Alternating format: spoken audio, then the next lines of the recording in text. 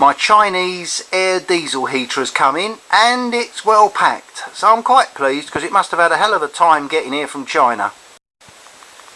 After unpacking, the only thing I can see is that the base of the stand there is just bent, just a bent piece of metal, no problem at all. But it is so small. Look at my hand. Look at my hand against this. See how, look. It's not much bigger than the span of my hand. Look at that. Lovely.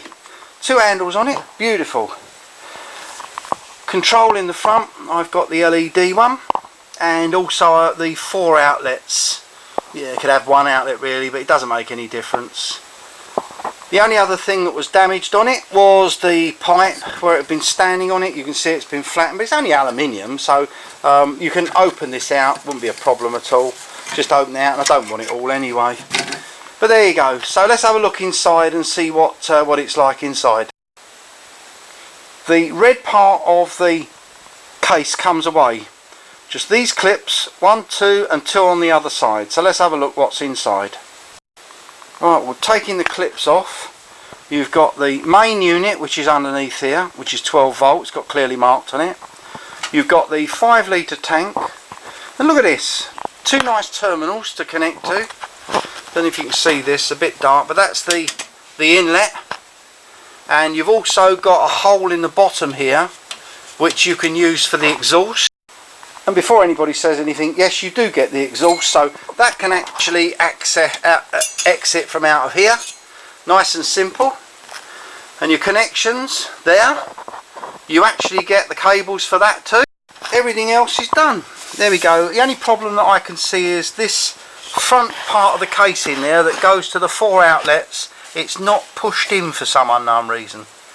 That might have happened in transit. I'm sure it's nothing to do with the way that this has been made. But the pump, look at the pump, it's at the back here and it's on an angle, as you can see. It couldn't be any smaller or more compact, could it? The actual pump has got the rubber mount there as well. The only thing that's not here is you haven't got any filter, so I would suggest most strongly that before you fill up the tank with diesel or kerosene or whatever you want to fill it up with, you make sure that it's filtered before it goes in here. Right, that's absolutely amazing. I'm really impressed with that. It could not be any smaller, it could not be any more compact than it is.